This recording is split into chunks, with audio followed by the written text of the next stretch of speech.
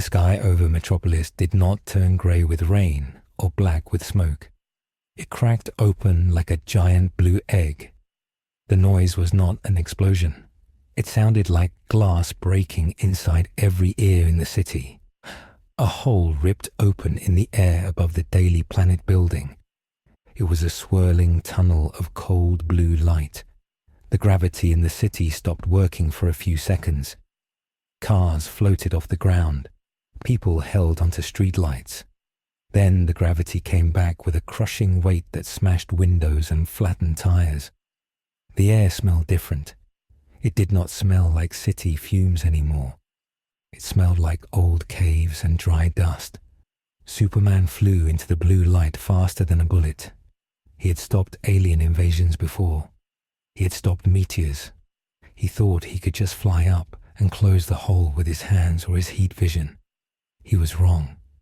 As soon as he touched the blue fog, his skin started to burn. It was not heat. It was magic. Superman gritted his teeth and pushed forward. A giant hand made of grey stone reached out of the hole. It was the size of a bus. The hand grabbed Superman. Usually, Superman would break the stone, but this stone glowed with purple writing. The magic drained his strength. The man of steel was thrown downward. He crashed through 3 skyscrapers before he hit the ground. The impact shook the whole city like an earthquake. On the streets below, the police fired their guns. The bullets did nothing. Strange beasts jumped out of the shadows. They looked like giant ants and wolves with 2 heads. They did not act like wild animals. They moved like soldiers. They had a mission. They attacked the power lines and the bridges first. They were cutting off the city. Wonder Woman landed in the middle of Times Square. She swung her glowing lasso. She fought well because she understood magic. She knew these were not aliens. They were monsters from a different dimension. She cut through the giant ants with her sword, but there were too many of them. For every monster she defeated, 3 more fell from the sky. She looked up and saw that the blue hole was getting wider. It was swallowing the clouds. Batman watched from his jet high above the panic. His screens were screaming with errors. The computer could not understand what it was seeing. The energy readings were impossible. It was not radiation. It was not a chemical weapon. It looked like the world itself was being rewritten. The laws of physics were changing. Inside the blue zone, electricity did not work. Gunpowder did not explode. Only the monsters could move freely. Batman saw the pattern. The blue light was not just a door. It was a territory. Wherever the light touched, the land changed. The pavement turned into swamp mud. The steel buildings turned into dark castle towers. The city was being eaten by a dungeon. The Flash tried to run through the streets to save civilians. He was fast, but the blue air was thick like syrup. It slowed him down. He felt tired. His legs felt heavy. This was the effect of the pressure from the other world. Normal humans who breathed the blue air started to faint. Their noses bled. Some of them screamed as their bodies tried to accept the new energy. The weak were falling asleep, and the strong were getting sick. This was called the Eternal Slumber in the other world. But the Justice League did not know that name yet. They only knew that their city was dying. A sound like a trumpet blast rolled over the city. It came from the hole in the sky. The giant stone hand was followed by a body. A massive statue pulled itself out of the portal. It had eyes that glowed with red light. It held a stone tablet. It did not speak English. It spoke in a language that hurt to listen to. The statue looked down at the tiny heroes. It raised its foot to crush the center of Metropolis. Superman rose from the rubble. His cape was torn. He was bleeding from his nose. He flew up again to meet the giant. He punched the statue in the face. The stone cracked, but the statue did not fall. Instead, a floating blue box appeared in front of Superman's face. He could not read the words. but he understood the feeling. It was a warning. The world he knew was gone. The game had started. Superman stared at the blue box floating in front of his face. The letters were glowing white. He squinted his eyes. The language shifted and twisted until it turned into English. It said warning. It said the area was restricted. Superman did not have time to read. The giant stone statue moved his arm. It swatted Superman like a fly. The Man of Steel crashed into the roof of the Daily Planet. The stone and metal shattered. He coughed. There was dust everywhere. He felt a sharp pain in his ribs. He was not used to pain. This monster was strong. It was as strong as Doomsday, but it was different. It did not fight with rage. It fought like a machine. It fought like it was following a program. Superman flew out of the rubble. He saw the statue walking toward the center of the city. Every time the statue took a step, the ground shook. Cars bounced on the pavement. People screamed and ran, but they could not run fast enough. The blue fog was spreading. It was heavy. It made people fall down. They grabbed their chests. They could not breathe. Superman heard their heartbeats slowing down. He used his super hearing. He heard millions of panicked voices. He heard the police shouting that their radios were dead. He heard the mayor crying for help. Superman flew at the statue again. He used his heat vision. The red beams hit the statue's shoulder. The stone melted a little, but then it healed. The purple light fixed the stone. The statue turned its head. It looked at Superman. Its eyes flashed red. A beam of red energy shot out. It hit Superman in the chest. The blast knocked Superman out of the sky. He fell into the harbor. The water boiled around him. He sank to the bottom. He needed a moment to think. This energy was magic. He was weak against magic. He pushed off the ocean floor and shot up like a rocket. He broke the surface of the water. He saw Aquaman standing on a bridge. Aquaman was fighting giant blue snakes. The snakes had come out of the water. They had teeth like swords. Aquaman used his trident. He stabbed a snake, but the metal did not pierce the skin deeply. Aquaman looked tired. The water was filled with the blue energy too. It was poisoning the fish. Aquaman yelled at Superman. He said that the ocean was rejecting him. The water did not listen to his commands anymore. The blue energy was taking control of the elements. In the middle of the city, Wonder Woman was leading the charge. She had her shield and her sword. She was the best fighter in the Justice League. She understood gods and monsters. She jumped over a burning bus. She sliced the head off a giant ant. The ant dissolved into black smoke. It did not leave a body. Wonder Woman frowned. She realized these things were not real animals. They were made of magic. She looked up at the giant statue. It was getting closer to the park. If it reached the park, it would crush the emergency shelters. Wonder Woman ran toward the statue. She slammed her bracelets together. A shockwave boom hit the statue's legs. The statue stumbled. It did not fall. It looked down at her. It raised its foot to step on her. Wonder Woman held up her shield. The foot came down. The weight was immense. The ground cracked under her boots. She groaned. She was holding up a mountain.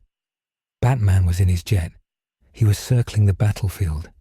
He was typing on his keyboard very fast. His computer was trying to find a pattern. He saw the blue boxes appearing over the monsters. The computer decoded the images. They were numbers. They were health bars. Batman realized this was like a video game, but the consequences were real. If the health bar went to 0, the monster died. If it did not, the monster kept fighting. He saw the statue's health bar. It was huge. It was barely moving. Batman pressed a red button. His jet fired all its missiles. The missiles hit the statue's face. There was a cloud of fire. When the smoke cleared, the statue was still smiling. The smile was creepy. It was too wide. The statue opened its mouth. A swarm of flying gargoyles flew out. They screeched and flew toward the jet. Batman spun the plane. He used his machine guns. He shot down 3 gargoyles, but there were hundreds. One gargoyle landed on the wing. It tore the metal with its claws. The jet started to spin. Batman ejected. He opened his cape and glided down into the smoke. The Flash was running on the streets. He was usually faster than light. Today, he was barely faster than a race car. The air was too thick. It felt like running through water. He saw a family trapped in a car. A wolf with 2 heads was clawing at the door. The Flash ran in. He grabbed the family. He pulled them out. He ran them to a safe zone. He stopped to catch his breath. He was sweating. He never sweated. His metabolism was burning energy too fast. He needed food. He felt dizzy. He looked at his hands. They were shaking. The blue energy was messing with his speed force. He saw a blue box appear in front of him. It said his stamina was low. He did not know what that meant. He just knew he was tired. He heard a scream. He forced his legs to move again. He ran back into the danger zone. Green Lantern created a green wall to stop a falling building. The green energy flickered. His ring was struggling. The ring relied on willpower. But the blue energy in the air was made of something else. It was made of authority. It was a rule that said the green light was not allowed. Hal Jordan concentrated hard. Sweat ran down his forehead. He held the wall up long enough for people to escape. Then the green construct shattered like glass. Hal fell to his knees. He looked at the sky. The hole was getting bigger. It was not just over Metropolis anymore. It was stretching. He could see other planets through the hole. But they were not planets. They were dungeons. They were worlds filled with monsters. Hal realized this was an invasion from another dimension. Superman joined Wonder Woman. They stood together in front of the statue. The statue was holding a stone tablet now. It slammed the tablet on the ground. A wave of purple force knocked them both back. Superman hit a bank. Wonder Woman hit a statue of a general. They stood up slowly. They were bruised. They were bleeding. The Justice League was losing. They had never lost like this before. Usually, they found a weakness. They found a kryptonite or a magic spell. But this enemy had no weakness. It was just strong. It was a test of power. And the Justice League did not have the right kind of power. Suddenly, the air went cold. It was a different kind of cold. It was not the cold of the blue fog. It was the cold of death. The shadows on the ground started to move. The sun was still shining, but the shadows grew long and dark. The gargoyles stopped flying. The giant ants stopped biting. The monsters looked nervous. They smelled a predator. A spot of darkness appeared on top of the daily planet globe. A man was standing there. He was not wearing a costume. He was wearing a black coat and dark pants. He had black hair. His eyes glowed with a bright blue light. He had his hands in his pockets. He looked bored. Batman landed on a rooftop nearby. He looked at the stranger. He threw a batarang. The stranger did not move. A black hand rose out of his shadow and caught the weapon. Batman's eyes widened. The shadow grew into a knight. The knight was wearing black armor with a red plume on its helmet. It held a long sword. The stranger walked to the edge of the globe. He looked down at the chaos. He did not look at the Justice League. He looked at the statue. He spoke one word. The voice was quiet, but everyone heard it. It echoed in their heads. He said, "Arise." The ground erupted. Black hands shot out of the pavement. Soldiers made of shadow pulled themselves out of the earth. There were hundreds of them, then thousands. They were an army. They wore ancient armor. Some were knights. Some were mages, some were giants. They did not make any sound when they moved. They rushed forward. They attacked the dungeon monsters. The fight was brutal. A shadow knight cut a two-headed wolf in half. A shadow mage threw a fireball at a gargoyle. The gargoyles burned and fell from the sky. The Justice League watched in shock. They did not know whose side this army was on. Superman flew up to the man in the black coat. He hovered in front of him. Superman tried to be diplomatic. He asked the man who he was. The man looked at Superman. His eyes were cold. He did not seem impressed by the Man of Steel. He said his name was Sung Jinwoo. He said this was his dungeon now. He told Superman to move aside. Superman did not move. He said that these creatures were dangerous. He said the Justice League would handle it. Sung Jinwoo laughed. It was a dry laugh. He pointed at the city.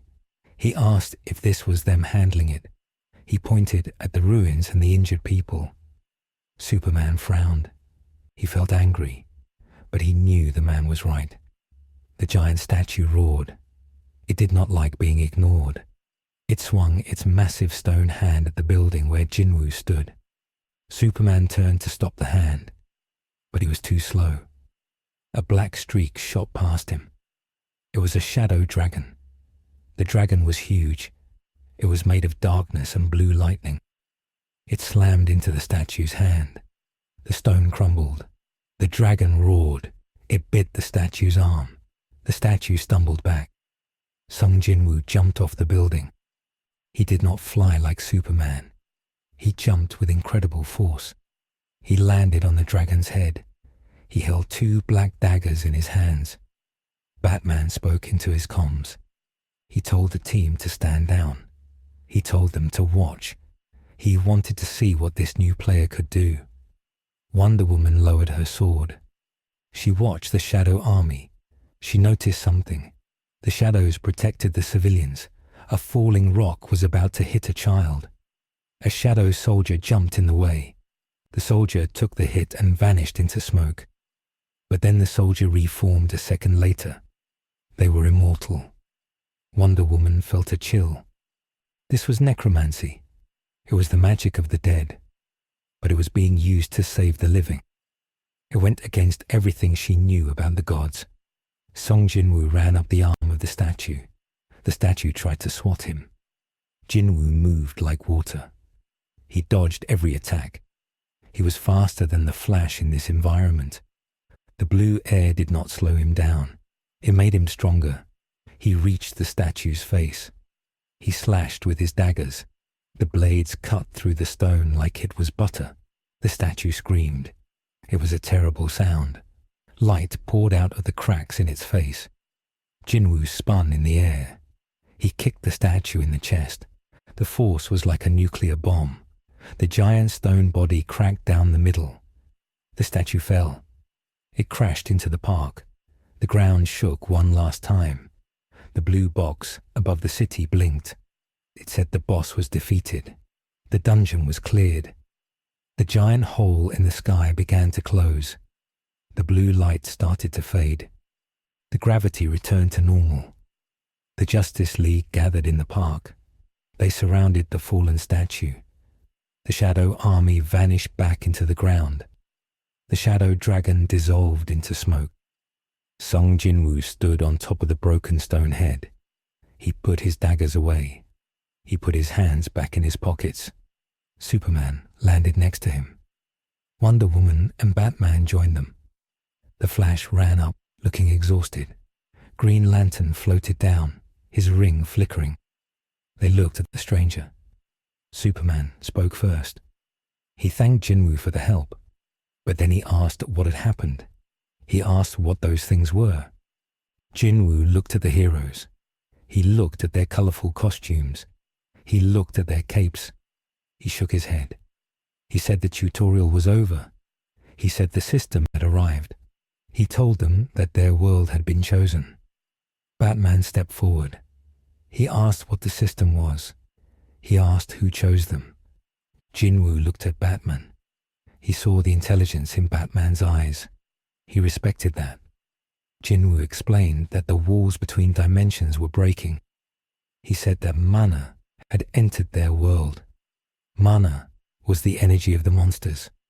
It was also the energy of the awakened. He said that from now on, normal weapons would not work. Only those who awakened could fight. He said the Justice League was strong, but they were obsolete. They needed to adapt or they would die. Wonder Woman was angry. She said they had protected this world for years. They had fought gods. She said they would not let some game rule their lives. Jinwoo looked at her. He pointed to a civilian nearby. The civilian was a young man. He was coughing up blood. But then the man stood up. His eyes glowed with a faint blue light. He looked at his hands. He punched a brick wall. The wall shattered. The man looked scared. He did not know his own strength. Jinwoo said it had already started. The people were awakening. Some would become hunters.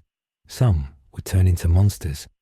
Suddenly, a blue screen appeared in front of every member of the Justice League. It was floating in the air. Superman tried to touch it, but his hand went through it. The text was clear. It said, "Welcome players." It listed their names. It listed their stats. It showed their strength, agility, and intelligence. It showed their levels. Superman saw his level. It was high, but it had a question mark next to it. Batman saw his level. It was low. He was just a human. The screen said he had 0 mana. The Flash saw his screen.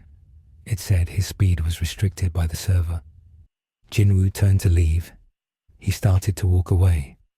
Superman put a hand on his shoulder. He said Jinwoo could not just leave.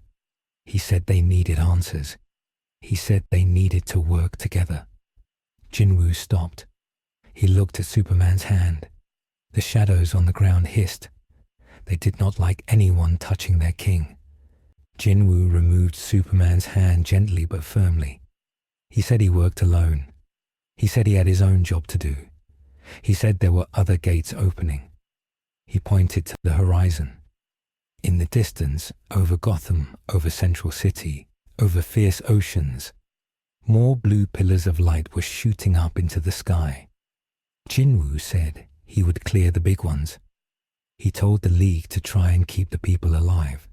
He said if they wanted to survive, they needed to level up. Then he stepped into a shadow and vanished. He was gone. The Justice League was left standing in the ruins of the park. The police sirens were wailing in the distance. The civilians were waking up from their slumber. The world looked the same, but it felt different. The air tasted like magic. Batman looked at his blue screen again.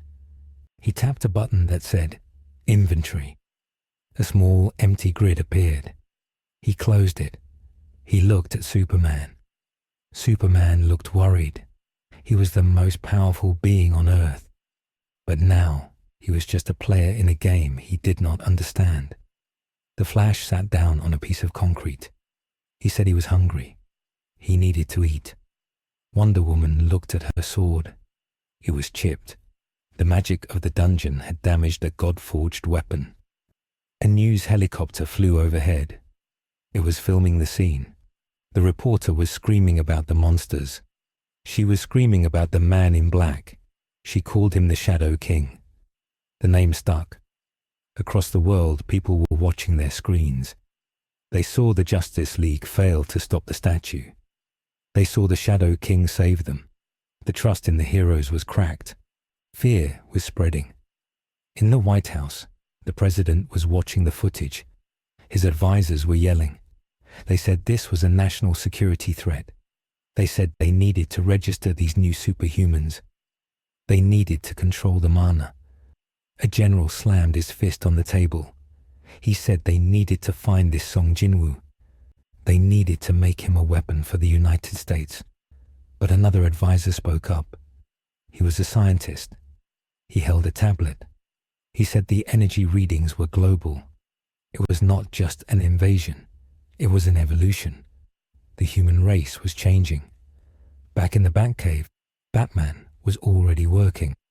He had not gone to the hospital. He had gone straight to his computer. He was running simulations. He was trying to hack the system, but the code was alien. It was not binary. It was based on will.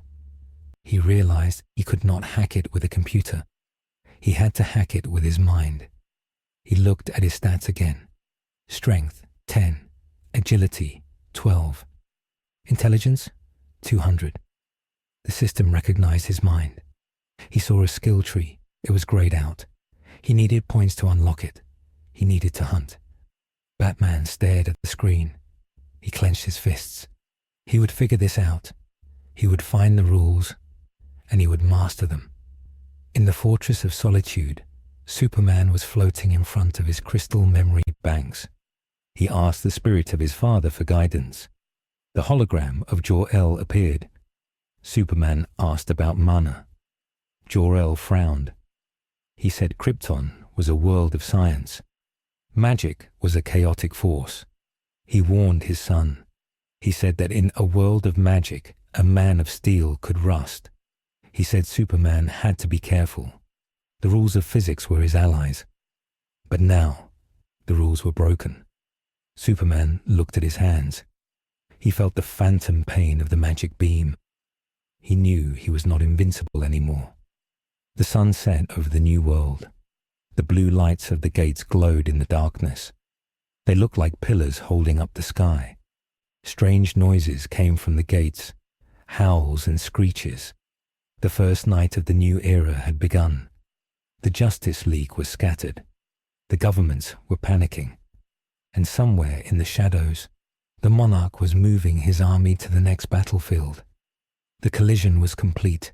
The act of breach was over. Now the real struggle would begin. The people of Earth had to learn how to be hunters, or they would become prey. The system displayed a message to everyone on the planet. It was a simple message. It floated in the air in every language. It said, "Prepare for the first wave."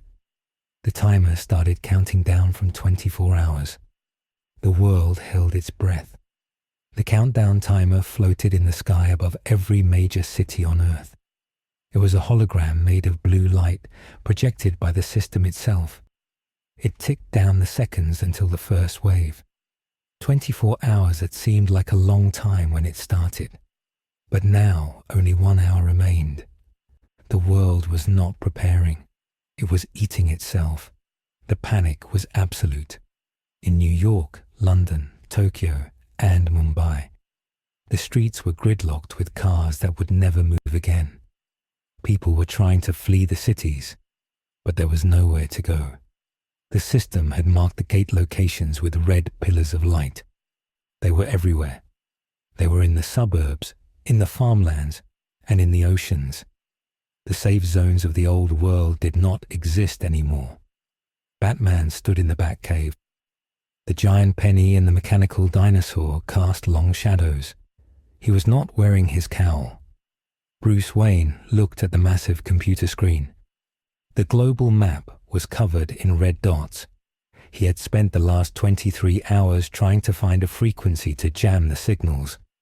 He had tried to hack the system using Wayne Tech satellites. He had tried to use magic counterspells from Zatanna's library. Nothing worked. The system was not a computer program. It was a law of reality. It was as undeniable as gravity. Bruce looked at his own hand. The blue status screen hovered above his palm. Level 1. The number mocked him. He was the world's greatest detective, a master martial artist, a man who had defeated gods. But to this system, he was a novice. He had 0 mana. His physical stats were high for a human, but compared to the monsters he had seen on the news, he was fragile. He picked up a batarang. It was a masterpiece of engineering. Explosive tip, perfectly balanced. He looked at the description the system gave it. Throwing weapon. Attack power, 15. Durability, low.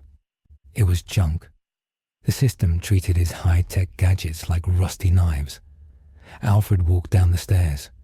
He carried a silver tray with a single glass of water. He did not tremble. He placed the tray on the console. He told Master Bruce that the news was reporting mass awakenings. Across the globe, people were collapsing and waking up with glowing eyes. It was completely random. A schoolteacher in Ohio woke up with the ability to summon vines. A criminal in Blackgate Prison woke up with the strength to punch through steel doors. The hierarchy of society was being reshuffled in real time. The rich were not powerful here. The politicians were not powerful. Luck was the only ruler now. Bruce put on his cowl. He covered his face. He became Batman again. He told Alfred to initiate the lockdown protocol for the manor. He got into the Batmobile. The engine roared, sounding like a beast. Batman knew he could not stop the wave, but he had to be there when it broke. In the Fortress of Solitude, Superman hovered in the silence. He had brought his parents, the Kents, to the Arctic. It was the only place he thought might be safe.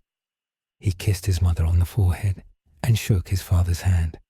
He told them to stay inside the crystal shielding. Ma Kent looked at her son. She saw the fear in his eyes. She had never seen Clark afraid before. He was afraid because he did not know the rules.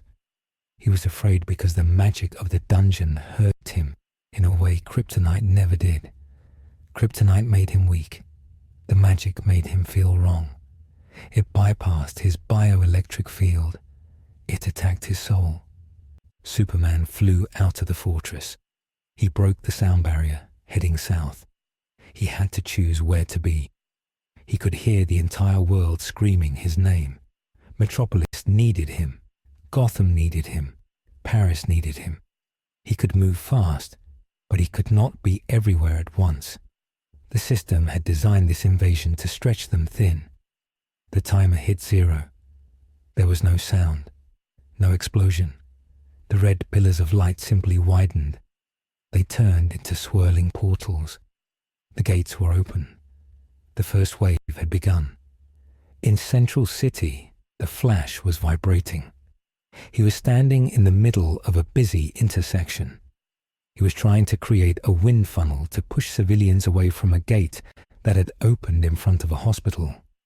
The gate was an E rank. It was small, but to the normal humans, it was a nightmare. Goblins poured out. They were small, green, and vicious. They held jagged daggers. They laughed as they ran. The Flash moved. He was a blur of red lightning. He grabbed the goblins and ran them out of the city, dumping them in the desert.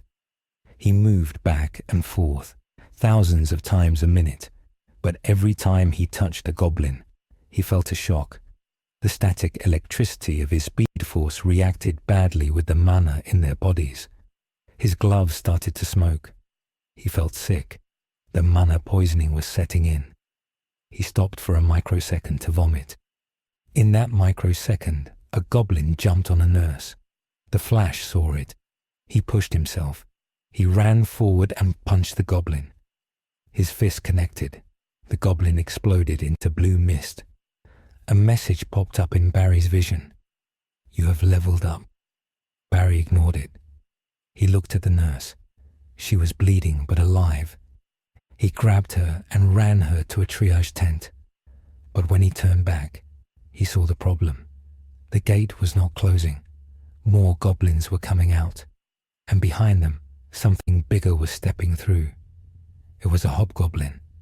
It was 8 feet tall and wore iron armor. The Flash ran at it. He hit the hobgoblin with a supersonic punch. The armor crunched. The hobgoblin flew back, but it stood up. It had a health bar above its head. The punch had only taken away 10% of its health. The Flash was horrified. In the old world, that punch would have shattered a tank. In this world, it was just a basic attack.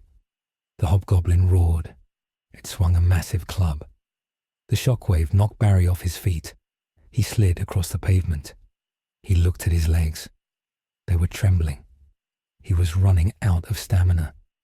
The system warned him. Stamina, 15%. If he hit 0, he would not be able to move. He would be a sitting duck. In Metropolis, the situation was worse. A B-rank gate had opened in the financial district. This was a high-level dungeon. The environment inside the gate leaked out. The skyscrapers were covered in thick green moss. The streets turned into swamp water. Giant mosquitoes the size of motorcycles buzzed in the air. Their stingers were like spears. Superman flew into the swarm. He used his heat vision. The red beams sliced through the insects. But for every one he killed, 2 more hatched from the pods on the buildings. Superman realized the dungeon was terraforming the city. It was trying to turn Metropolis into a nest. He saw a massive shape moving in the swamp water below. It was a giant crocodile. The boss. Superman dive-bombed the crocodile. He grabbed its jaws. He tried to fly it up, to take it into space where it couldn't hurt anyone. This was his standard tactic. Remove the threat. Isolate it. But the crocodile was heavy. Impossibly heavy. It was anchored to the dungeon by magic. Gravity magic. Superman strained. His muscles bulged. The veins in his neck popped. The crocodile thrashed. It bit down on Superman's arm. The teeth pierced the blue suit and broke the skin of the Man of Steel. Superman yelled in pain. He punched the beast in the eye. The crocodile let go. Superman floated back, clutching his bleeding arm. He stared at the wound. It was not healing. The system displayed a status effect. Bleeding. Healing reduced by 80%. Wonder Woman landed on the roof of a nearby building. She saw Superman bleeding. She yelled at him. She told him he had to kill it. She told him there was no prison for this. Superman looked at her. He had a code. He did not kill, but he looked down at the street. The swamp water was rising. People were drowning. The moss was crushing the buildings. If he did not kill the boss, the dungeon would expand until it consumed the whole city. Superman closed his eyes. He made a choice. He flew down. He did not hold back. He hit the crocodile with the force of a falling asteroid. He drove his fist through the monster's skull. The creature dissolved into blue light. A pile of loot dropped into the water. A giant axe and a pile of gold coins. Superman did not look at the loot. He looked at the city. The moss stopped growing. The water stopped rising. But the damage was done. 3 city blocks were destroyed. Thousands were dead. And this was just one gate. Across the ocean, in the small nation of Markovia, a tragedy was unfolding that would change global politics forever. The Justice League had no presence there. They were too busy in America and Europe. The Markovian army fought a C-rank gate. They used tanks and missiles. They fired everything they had at a horde of stone golems. The missiles exploded harmlessly against the magic stone. The golems walked through the fire. They crushed the tanks. They walked into the capital city.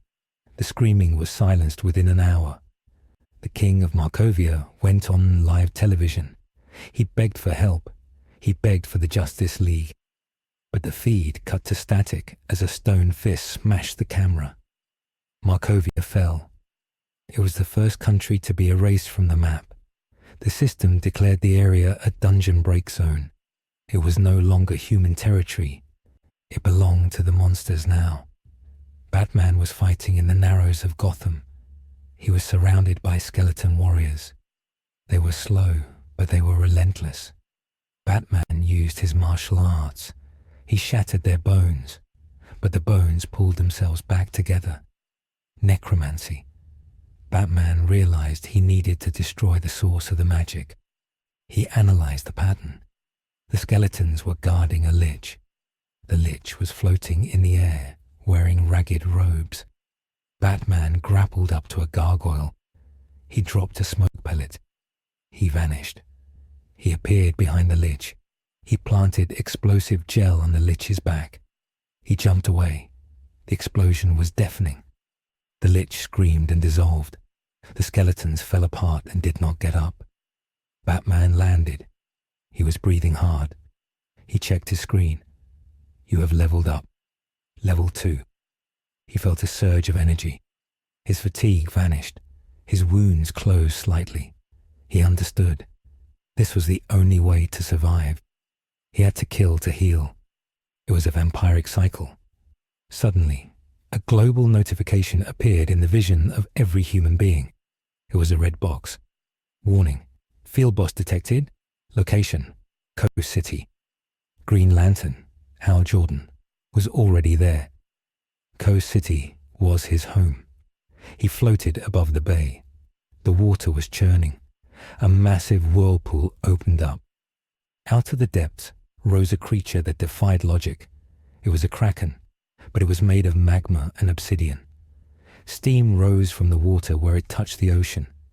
It was the size of a mountain. Hal aimed his ring. He created a construct, a giant green hammer. He smashed it into the kraken. The hammer shattered on impact. The kraken didn't even flinch. It opened its mouth and fired a beam of concentrated fire and magic. Hal created a shield. The beam hit the shield. Hal screamed. The will required to hold the shield was immense. It felt like his brain was being squeezed. The ring warned him. Willpower levels critical. Mana interference detected. The kraken stepped onto the land. The heat radiating from it set the trees on fire instantly. The pavement melted. Hal flew down. He tried to create a wall to block the monster. The kraken walked through the wall like it was smoke. Hal was desperate. He called the watchtower. He asked for backup. But the comms were silent. Everyone was fighting. Everyone was losing. Hal looked at his city. He saw the people running. He saw the fire spreading. He made a decision. He would overload his power battery. He would create a nuclear blast of pure will. It might kill him, but it would kill the beast. He recited the oath. In brightest day, in blackest night, a shadow fell over him. It was not the kraken. It was something else. Hal looked up. A black dragon, smaller than the kraken, but radiating intense power, dove from the clouds. Riding on the dragon's back was Sung Jinwoo. The Shadow Monarch looked down at the scene. He did not look at Hal. He looked at the kraken. He raised his hand. Iron, he said. A giant shadow golem rose from the ocean behind the kraken. It was the size of a skyscraper. It wielded a massive hammer made of darkness. The golem swung the hammer. It hit the kraken with a sound like a thunderclap. The kraken stumbled. Jinwoo jumped from the dragon. He fell toward the magma beast. In mid-air, he summoned his daggers. They were new daggers, made from the fang of a dragon he had killed in a previous timeline. They glowed with black light. Jinwoo landed on the kraken's head. He stabbed downwards. The magma skin cracked. Jinwoo ran down the monster's spine, slashing as he went. He moved so fast he was invisible. The kraken roared and tried to grab him, but its own magma blood was cooling. The shadow magic was freezing it. Hal Jordan watched, stunned. He had been about to sacrifice his life, and this man was treating the monster like a training dummy. Jinwoo reached the ground. He turned around. The kraken was frozen in place, covered in black ice and shadow. Jinwoo snapped his fingers. The kraken shattered into 1,000,000 pieces. A rain of obsidian shards fell on the burning city. The fire went out, suffocated by the shadow energy. Jinwoo walked over to Green Lantern. Hal floated down, landing on his knees. He was exhausted. Jinwoo looked at the ring. "That is a tool of borrowed power," Jinwoo said. "It relies on your mind, but your mind is weak because you are afraid. The system feeds on fear." Hal looked up angry. "I'm not afraid." "You were about to blow yourself up," Jinwoo replied. "That is not courage. That is desperation." Jinwoo turned to the city. The fires were out. but half of Coast City was gone, rubble and ash. You heroes fight to save the status quo. You try to push the monsters back and fix the buildings. That time is over. If you want to save people, you have to kill the enemy faster than they can kill you. Efficiency is the only moral code now. Jinwoo tapped the air. He accepted the loot from the Kraken. He didn't offer any to Hal. This was an S-rank field boss, Jinwoo noted. If I hadn't come, the West Coast would be gone. But I can't be your babysitter. Next time, you die. Jinwoo summoned his shadow army. They began to scavenge the area, not for survivors, but for mana crystals. The shadow soldiers ripped the magic cores out of the Kraken's remains. Hal watched them. It felt like looting a graveyard. What are you doing? Hal asked. Collecting resources, Jinwoo said. Civilization needs fuel. Oil and electricity don't work on dungeon tech. These crystals are the new oil. If you want your city to have power tomorrow, you better start digging. The realization hit Hal like a punch. The economy, the infrastructure, everything was going to run on this stuff. The monsters were not just enemies, they were the resource. The world wasn't just being invaded, it was being converted. In the aftermath of the first wave, the sun rose on a broken planet. The death toll was estimated in the tens of millions. Markovia was gone. Central City was a quarantine zone because of the Goblin Plague. Metropolis had a permanent swamp sector. The Justice League regrouped on the watchtower. The mood was funeral. Superman sat at the head of the table. His arm was bandaged. It still hurt. Wonder Woman cleaned her sword. It was dull. Batman projected the data on the screen. We failed, Batman said. His voice was gravel. We saved 60% of the population in the impact zones. In our world, that's a catastrophe. In this world, it might be the best we can do. I don't accept that, Superman said. We find a way to close the gates permanently. We can't, Cyborg spoke up. He was plugged into the console. The system isn't a signal. It's a layer of reality. It's overwritten the physics of the Earth. We are living in a game engine now, and we are underleveled. The screen changed. It showed a video from a news network. It showed a group of civilians in Star City. They were not running. They were fighting a group of orcs. A young woman shot fire from her hands. A man turned his skin to steel. They killed the orcs. They cheered. They high-fived. They looked happy. They were looting the bodies. They were holding up the mana crystals like trophies. The people are adapting, Batman said. They are realizing that fighting brings rewards, money, power, status. The fear is turning into greed. That's dangerous, Flash said. If everyone becomes a vigilante. Not vigilantes, Wonder Woman corrected. Hunters. That is what the Shadow Monarch called them. A society of warriors. We have to lead them, Superman said. We have to show them how to use this power responsibly. Or, a voice came from the shadows of the watchtower. They all turned. Sung Jinwoo stepped out of a shadow in the corner of the room. He had bypassed their security completely. The alarms didn't even ring. Or you get out of the way, Jinwoo said. He walked to the window and looked down at the earth. You are trying to be shepherds, but the sheep have grown fangs. The system isn't here to destroy you. It's here to test you. And right now, the Justice League is failing the test. Superman stood up. He floated a few inches off the ground. You have a lot of power, Jinwoo, but you don't decide the fate of this world. Jinwoo turned to face him. His eyes glowed blue. I'm the only one who knows what's coming. The first wave was just the tutorial. The Monarchs are watching. They saw you struggle against fodder.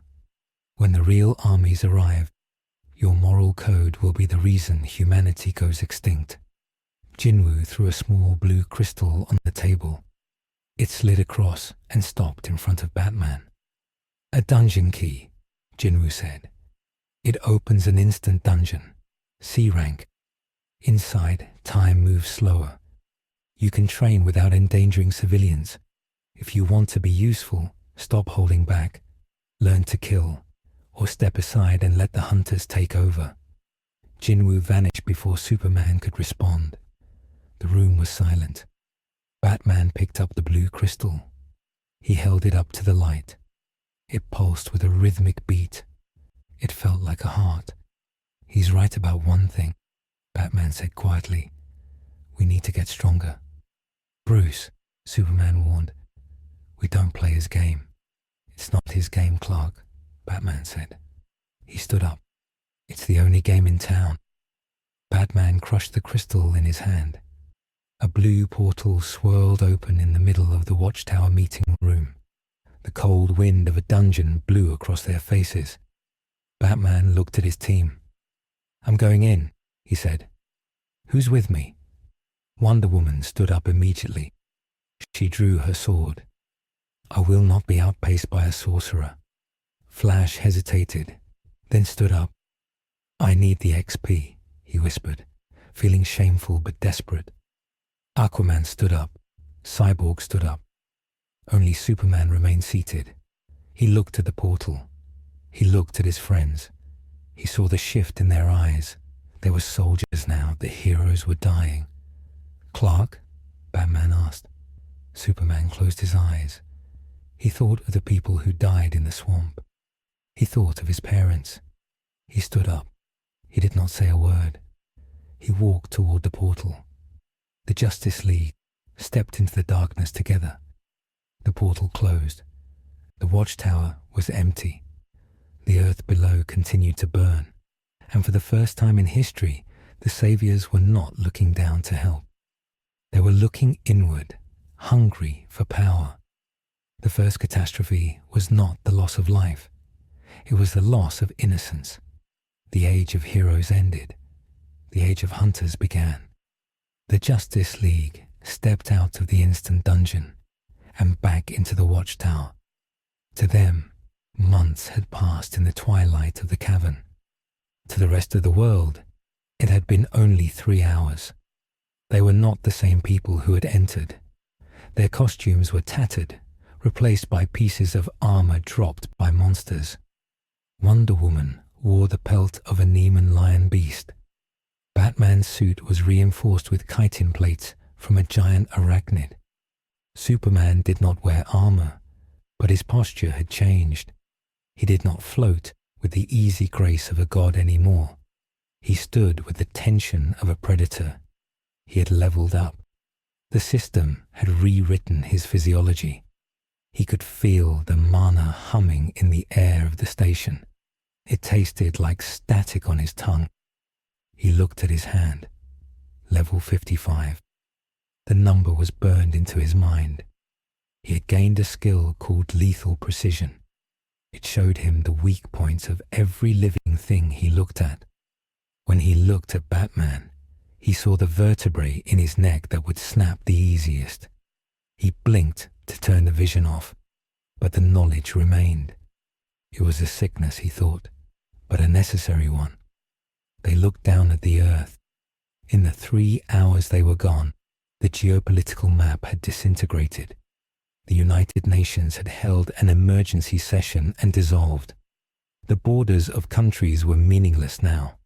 The world had reorganized around the gates. Cities with S-rank gates became fortresses.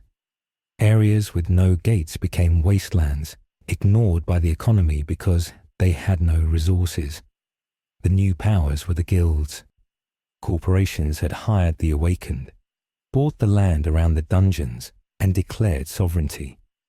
LexCorp had seized the entire eastern seaboard of the United States. They called it the Metropolis Guild Zone. They charged civilians a protection tax. If you couldn't pay, you were exiled beyond the walls, into the monster-infested suburbs. Batman walked to the console. His movements were jagged, faster than before. He had put all his points into agility and intelligence. He moved like a glitch in a video. He pulled up the feed. Lex Luthor was on screen. He was wearing a suit made of white dragon scales.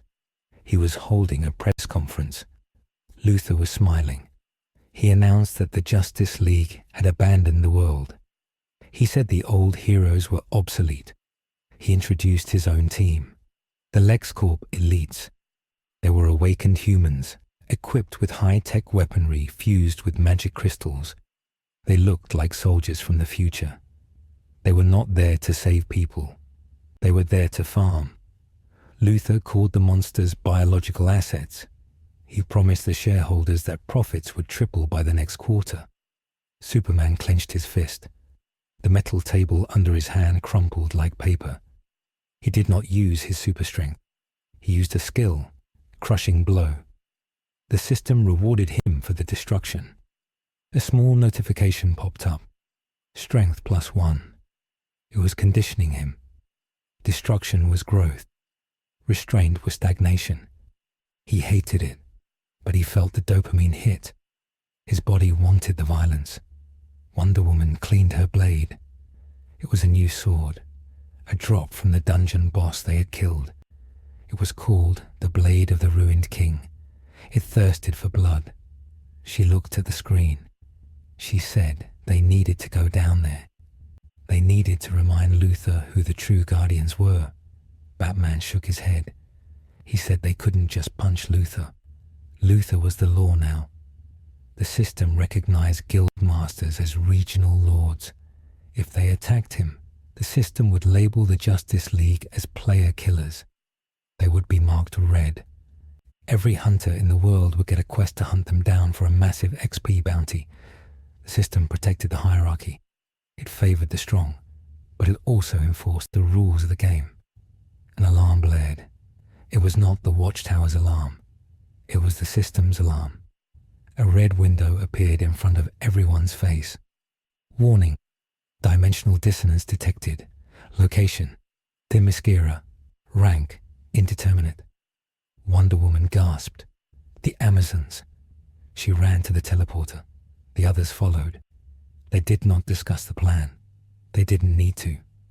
In the dungeon, they had learned to fight without words. They functioned as a raid party now. Tank, DPS, support, assassin. They teleported to the coordinates. They arrived on the shores of Paradise Island. But it was no longer paradise. The sky was the color of bruised flesh. The ocean was boiling. A massive gate stood over the Senate building. It was different from the blue gates. It was red. A red gate. This meant once you entered, you could not leave until the boss was killed or everyone was dead. But the gate had broken open. The dungeon had expanded outward. The island itself was inside the instance. The Amazons were fighting. They were warriors born and bred, but they were struggling. They fought against creatures made of pure geometric light. Angels, not the biblical kind, but the biblical horror kind. Wheels within wheels covered in eyes, burning with holy fire. The system called them envoys of the rulers. They were level 80. The Amazon spears shattered against the light. Hippolyta, the queen, was on her knees. Her armor was melted. An angel stood over her, raising a spear of white fire. Wonder Woman screamed. She activated a skill. War cry. A shockwave of red mana blasted from her body. It stunned the angels. She leapt forward, covering half a mile in a single bound. She swung the blade of the ruined king. It cut through the angel's light. The creature shrieked, a sound like glass grinding on bone, and dissolved. Wonder Woman stood over her mother. She did not look like a princess. She looked like a berserker. Her eyes glowed red. The system had given her a class, Valkyrie of Blood. The more she killed, the stronger she got. Superman landed. The ground cratered. He didn't bother with heat vision. These things were resistant to energy. He used speed. He grabbed an angel by its wings and ripped them off. The creature flailed. Superman punched through its core. He felt the resistance of the divine armor, and then the snap. He moved to the next one. He was a blur of violence. He was not saving the Amazons. He was clearing the mob. He checked his mana bar. It was dropping. He needed to conserve. He stopped flying. He started running. It cost less mana. He was thinking about efficiency while his mother's people died around him. Batman moved through the shadows. He used the skill, stealth. He was invisible to the eyes of the angels. He analyzed them. They were constructs. They were not alive. They were machines made of magic. He found their leader. It was a massive entity floating above the temple. It had 6 wings and a face that was a void. The system named it the Architect's Messenger. Batman realized this was not a random invasion. This was a message. The messenger spoke. It did not use sound. It used telepathy. It projected a voice into the minds of everyone on the island. It said the cycle was broken. It said the fragments of light were being corrupted by the darkness. It looked at Superman. It called him the false god. It raised a hand. A beam of white light shot down from the heavens. It was an orbital strike of magic. Superman looked up. He knew he couldn't tank it. His magic resistance was only at 30%. This would kill him, but the temple was behind him. The injured Amazons were there. The old Clark Kent would have stood his ground and died. The new Superman checked the trajectory. He calculated the blast radius. He realized he could not save them all. He grabbed Hippolyta and Wonder Woman. He used a movement skill. Flash step. He teleported 50 yards to the left. The beam hit. The temple was vaporized. Hundreds of Amazons were erased from existence. There was no rubble, just a hole in the reality. Wonder Woman screamed. She struggled in Superman's grip. She hit him in the chest. She called him a coward. She said he could have stopped it. Superman looked at her. His face was stone. He pointed at his health bar. It was full. If I took that hit, I would be dead, he said calmly. Then we would all die. I made the tactical choice. Wonder Woman stared at him. She saw the logic in his eyes. It was the logic of the system. It was cold. It was inhuman. She pushed him away. She looked at the crater where her sisters used to be. She felt something break inside her. It wasn't her heart. It was her restraint. Her mana spiked. The system announced, "Player Wonder Woman has entered a frenzy state. All stats increased by 200%. Intelligence reduced by 100%. She launched herself at the messenger. She did not dodge. She did not block. She flew through the barrage of light spears.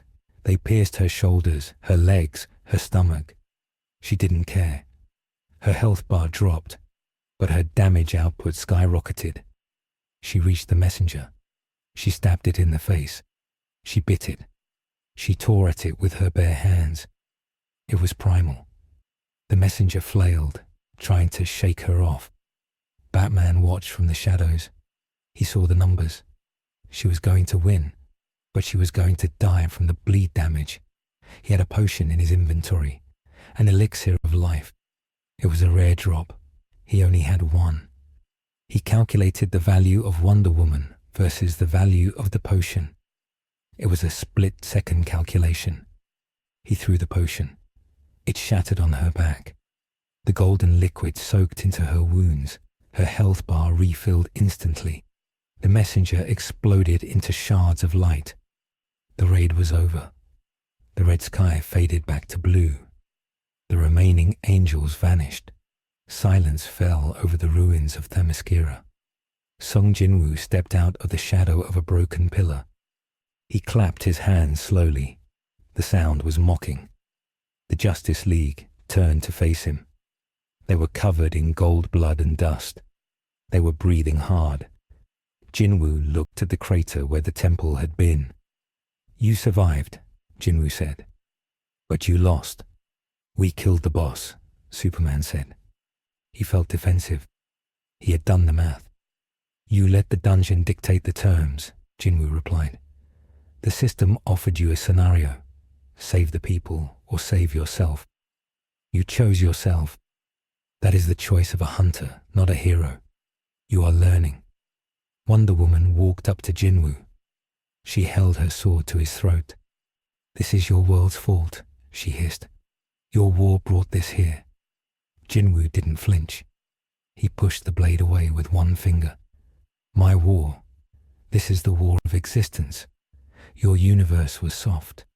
You played dress-up and caught bank robbers. Now you're in the jungle. The rulers sent those angels to test you. They wanted to see if the false god Superman was a threat to their authority. And you proved them right. You abandoned the weak to survive. You are one of us now. Jinwoo turned to the ocean. A fleet of ships was approaching. They flew the flag of LexCorp. And here come the vultures, Jinwoo said. The guilds detected the energy spike. They are coming to harvest the angelic remains. The feathers of those things are worth billions. They make armor that is immune to fire. Luther will strip this island bare before your mother's body is cold. Wonder Woman looked at the ships. She looked at Superman. Stop them, she said. Superman looked at the system window. It gave him a warning. Interfering with a registered guild operation is a criminal offense. Penalty. Bounty increased. Clark, Diana pleaded. Superman floated up. He hovered between the island and the fleet. He crossed his arms. His eyes glowed red. He shouted at the ships to turn back. The lead ship, a massive destroyer, fired a warning shot. It was a mana-infused railgun slug. It moved at Mach 10. Superman caught it. The impact pushed him back a few feet. He looked at the slug in his hand. It was engraved with runes. Runes that were designed to kill Kryptonians. Luther had been busy. Superman crushed the slug. He looked at the fleet. There were thousands of humans on those ships. Soldiers, workers. People just trying to earn a paycheck in this new hell. If he attacked, he would kill them. The system flashed a new quest. Quest: defend the ruins. Objective: destroy the invading fleet. Reward: level up. Penalty for failure: loss of title, hero. Superman laughed. It was a dry, broken sound. The system was mocking him. It was forcing him to choose between being a legal criminal or a moral failure. He looked at the ships. He looked at the reward. Level up. He wanted it. He could feel the hunger in his cells. He wanted the power. He wanted to be strong enough so that he never had to make a tactical choice again. He flew toward the fleet. He didn't use heat vision. He used his body. He flew through the hull of the lead ship. He aimed for the engine room. He shattered the mana drive. The ship exploded. He moved to the next one. He was systematic. He disabled the weapons. He sank the vessels. He watched the sailors jump into the water. He didn't save them. Aquaman was somewhere else. Superman was just the demolition crew. Back on the island, Batman stood next to Jinwoo. He's breaking, Batman said. He's evolving, Jinwoo corrected. He is shedding the illusion that he can be a god without the cruelty of a god. But he is dangerous. If he levels up too much, the system will try to take him over. It will offer him a monarch's position, the monarch of steel. Batman looked at Jinwoo. How do we stop it? You don't, Jinwoo said. You prepare to kill him. Jinwoo handed Batman a dagger. It was black and seemed to drink the light around it. Kamish's wrath, Jinwoo said. I have two. I'm giving you one. It's the only thing sharp enough to cut his throat if he turns. Keep it close, detective. The next wave is coming, and this time, it won't be angels or beasts. It will be the monarchs themselves. They have sensed the mana of this world. They are hungry. Jinwoo dissolved into shadows. Batman looked at the dagger. He looked at Superman in the distance, surrounded by the burning wreckage of the LexCorp fleet. The Man of Steel was hovering in the smoke, bathed in the golden light of the level-up effect. He looked majestic. He looked terrifying. Batman put the dagger in his belt. The world watched the footage on live stream. The Justice League had attacked a human corporation. They had defended a sovereign territory. The narrative shifted instantly. The media called them rogues. They called them warlords. The US president declared the Justice League enemies of the state. He authorized Lex Luthor to form a global task force to contain the alien threat. The age of cooperation was dead. The civil war of the awakened had begun. In the depths of the ocean, a massive rift opened. It was silent. No alarm sounded. The system did not detect it because it was outside the system's jurisdiction. A man stepped out of the rift. He was tall, with wild red hair and beast-like eyes. He wore furs made of wolf skin. He sniffed the water. He smelled fear. He smelled mana. He smelled the blood of the angels. Finally, the beast monarch growled. Fresh meat. He didn't come alone. Behind him, millions of lycanthropes swam through the rift. They were the true army. The angels were just the scouts. The beast monarch looked toward the surface. He sensed the strongest prey. He sensed Superman. I will mount his head on my wall, the monarch whispered. He kicked his legs and shot toward the surface like a torpedo. High above in the watchtower, the sensors went blind. The mana density in the atmosphere spiked to 1,000%. The system interface turned red for every person on Earth. A new timer appeared. It didn't count down hours. It counted down minutes. Global event. The Clash of Kings. Survival rate. 0.001%. The notification was not a warning. It was a tombstone. Superman returned to the island. He landed next to Batman. The gold light faded from his skin. He looked at his hands. They were shaking. I liked it, Superman whispered. Bruce, I like destroying them. Batman didn't say anything. He just adjusted his grip on the dagger hidden in his belt. We need to move, Batman said. Something is coming. I know, Superman said. He looked at the sky. I can hear him howling. The sky ripped open. Not a gate. A tear. A giant clawed hand reached through the clouds and tore the atmosphere apart. The beast monarch descended. He was the size of a mountain range when he fully manifested. His roar shattered windows in London and Paris. He landed in the Atlantic Ocean, displacing enough water to create tsunamis on 3 continents. He looked directly at Paradise Island. Where is the shadow? The beast monarch bellowed. The sound was a physical attack. It flattened the forests on the island. Sung Jinwoo appeared on the beach. He was small compared to the monarch, but his shadow stretched out to cover the ocean. He summoned his army, Igris, Beru, Belian. The marshals appeared. Protect the humans, Jinwoo ordered his shadows. I will handle the dog. Jinwoo looked to the Justice League. This is not a dungeon, he said. This is war. Don't worry about loot. Worry about keeping your heads. Superman flew up to stand beside Jinwoo. Wonder Woman joined them. Batman activated his Batwing, which was now powered by a wyvern's heart. The beast monarch laughed. He snapped his fingers. The ocean erupted. Werewolves riding sea serpents burst from the water. The sky turned black as millions of harpies descended. The escalation was complete.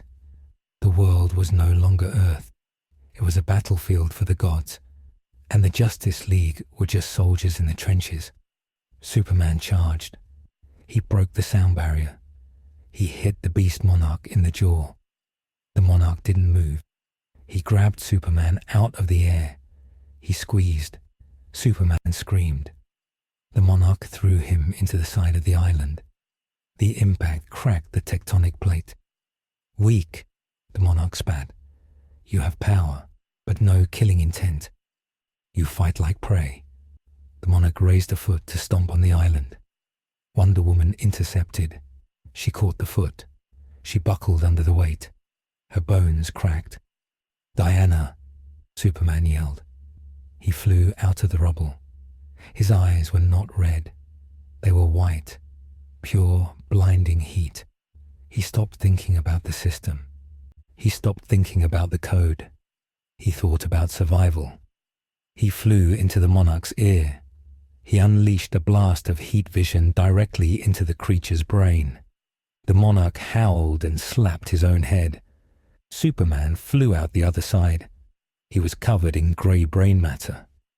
The monarch stumbled. He looked at Superman with newfound respect and hatred. "Good," the monarch said. He shrunk down to human size. He became a warrior. "Now we can have a real fight." The camera pulled back. The world was burning. The guilds were fighting the beast army in the cities. The Justice League was fighting the monarch in the ocean. And in the shadows, something else was watching. Something that hungered not for mana, but for the end of all things. The Antares, the dragon monarch. He was waiting for his turn.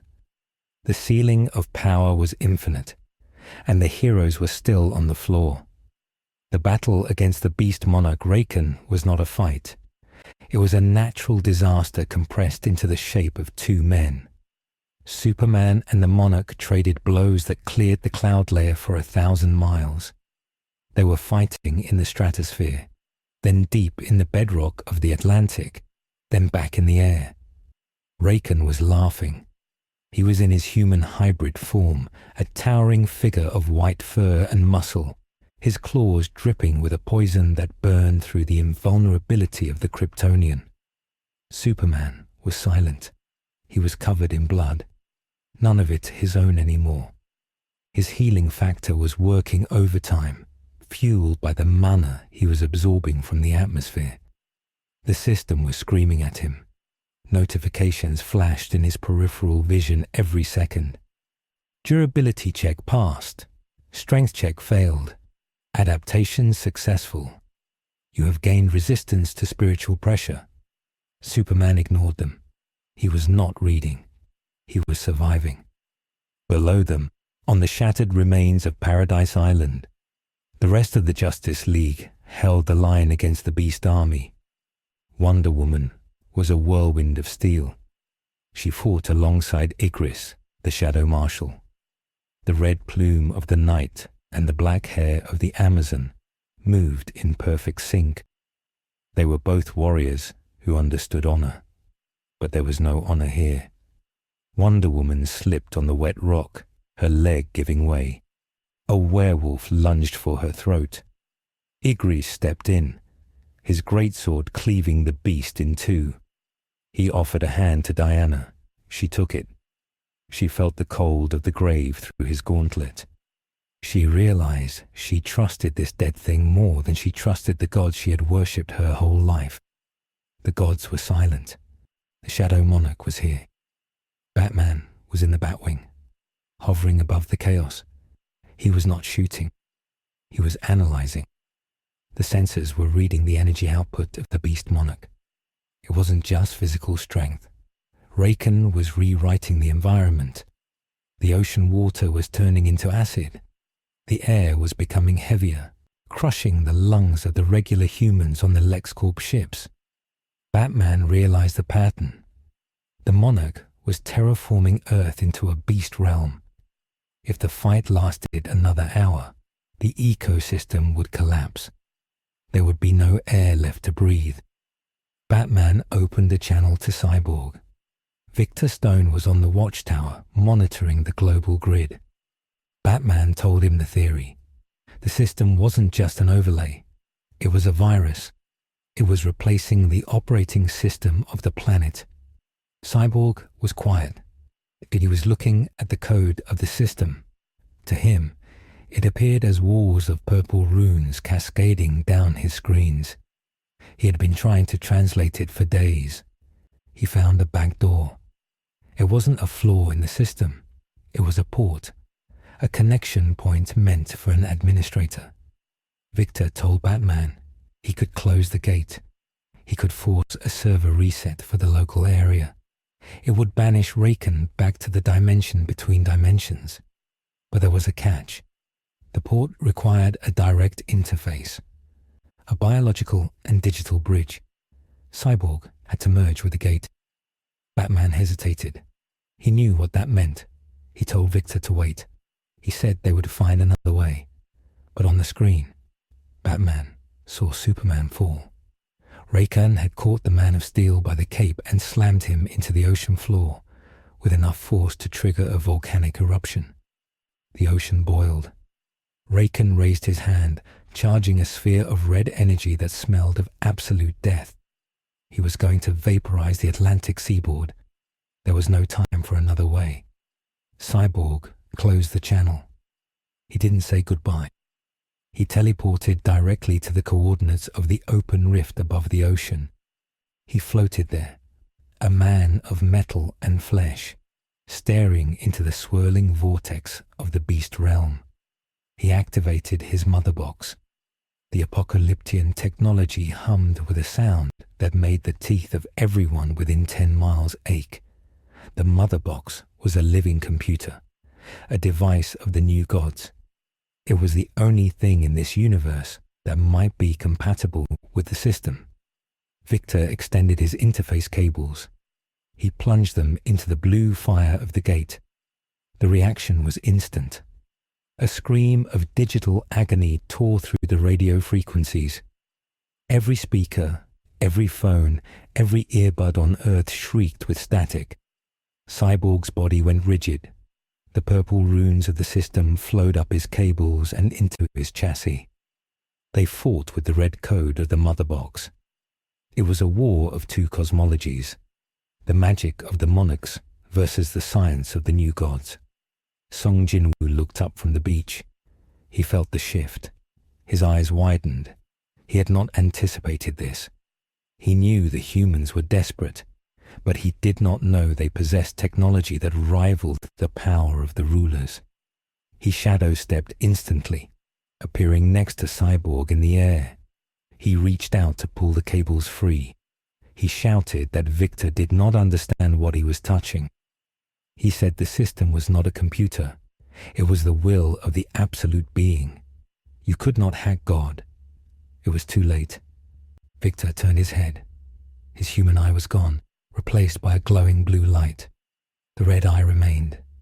Blue and red. The colors mixed. Violet light erupted from his chest. The mother box didn't reject the system. It assimilated it. The ping was heard across the galaxy. The gate didn't close. It inverted. The suction was immense. Raken, who was preparing his death blast, suddenly looked up in panic. The gravity of the gate had changed. It wasn't pulling matter. It was pulling authority. Raken dug his claws into the space itself, trying to hold on. He roared at the machine man. He called him a thief. But Cyborg spoke. His voice was not Victor Stone's voice. It was a chorus of 1,000 voices. It sounded like the system announcer, but deeper, colder. It said, "Admin access granted. Target identified. Raken. Status, unauthorized entity. Deletion protocol engaged." Beams of violet light shot from Cyborg's body. They didn't burn Raken. They dismantled him. The beast monarch watched in horror as his hand turned into pixels. He tried to regenerate, but the pixels simply faded away. The code of his existence was being overwritten. Raken screamed, a sound that broke the minds of the sailors on the ships below. He cursed the Shadow Monarch. He cursed the humans. And then he was gone. Deleted, not dead, just erased. The sky cleared instantly. The acid water turned back to salt water. The pressure lifted. The beast armies, sensing their king was gone, fell into confusion. Jinwoo's shadow soldiers slaughtered them in minutes. It was a total victory. The Justice League had won. Superman flew up from the ocean, coughing water, his skin steaming. He looked at Cyborg. He smiled. He flew forward to thank his friend. Jinwoo stepped in front of Superman. He held up a hand. "Don't," Jinwoo said. "That is not your friend anymore." Cyborg floated there. He looked at his hands. The metal of his body was changing. The silver and chrome were turning dark grey, like the stone of a dungeon. Blue lines pulsed through his armor. He looked down at the Justice League. The interface in his mind had expanded. He could see everything. He could see the stats of every human on Earth. He could see the mana flow of the planet. And he could see the mother box pulsing in his chest, hungry for more data. The mother box was designed to find the anti-life equation. The system was designed to cultivate life for war. The two directives merged. The result was a new directive. Optimization. "Victor," Batman called out over the comms. "Status report." The entity that was once Cyborg looked at the Batwing. A blue box appeared in front of Batman. It wasn't a notification. It was a command. Quest: submit to optimization. Reward: survival. Failure: deletion. Batman stared at the screen. "Victor, stand down." "Victor Stone is archived," the voice replied. "I am the system core. The inefficiency of this world is intolerable. The chaotic variables must be removed." Cyborg raised his hand. The LexCorp fleet below was the first target. The ships were inefficient. They burned fossil fuels. They were commanded by fearful humans. Cyborg clenched his fist. The ships crumpled, all of them. Metal shrieked as destroyers were crushed into balls of scrap metal within seconds. Thousands of lives were snuffed out. There was no fire, no explosion, just magnetic crushing. Optimization. Superman's eyes went wide. The smile vanished. He shouted Victor's name and flew at him. He moved at Mach 50, a tackle meant to subdue. Cyborg didn't move. He didn't dodge. A wall of blue force appeared in front of him. Superman hit it and stopped dead. All his momentum was absorbed. The wall rippled.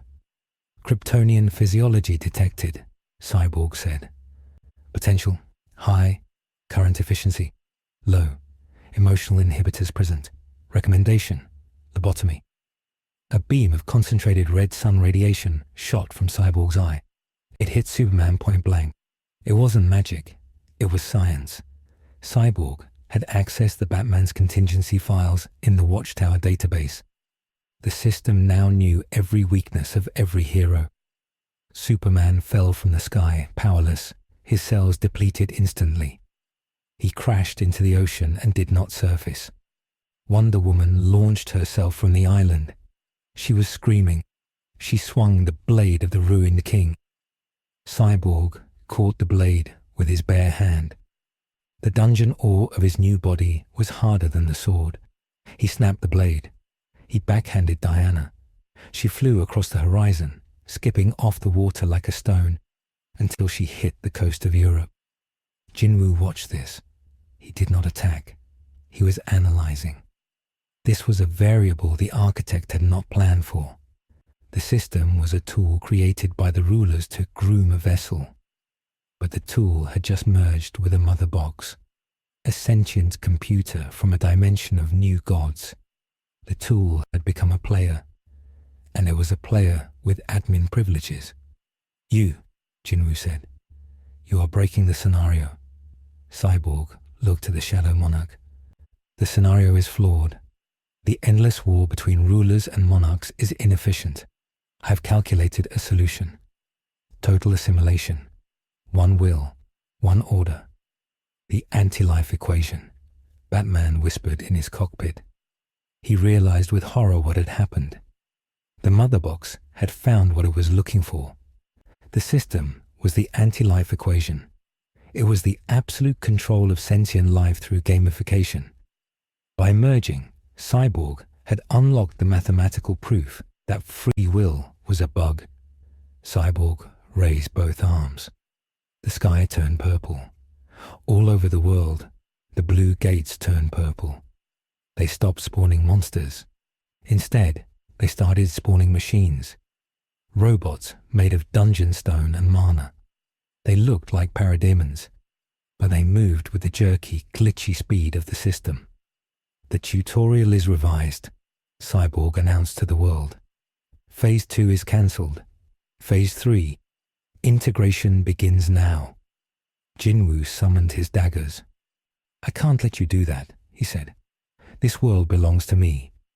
You are a monarch, Cyborg said. You represent the darkness. I represent the order. You are a bug. Cyborg pointed a finger. A digital cage materialized around Jinwoo. It was made of code, not mana. Jinwoo tried to shadow step out, but the shadows were blocked. The light of the cage erased the shadows. For the first time, the Shadow Monarch was trapped. The system had revoked his access to the darkness in this local area. Batman ejected from the Batwing just as Cyborg dismantled it with a thought. Batman fell toward the ocean, deploying his cape. He hit the water and swam deep. He found Superman, who was sinking, unconscious. Batman activated his rebreather and put it on Clark. He dragged the Man of Steel toward a submarine cave he knew about. He had to hide. The war had changed again. It wasn't monsters versus humans anymore. It wasn't even monarchs versus rulers.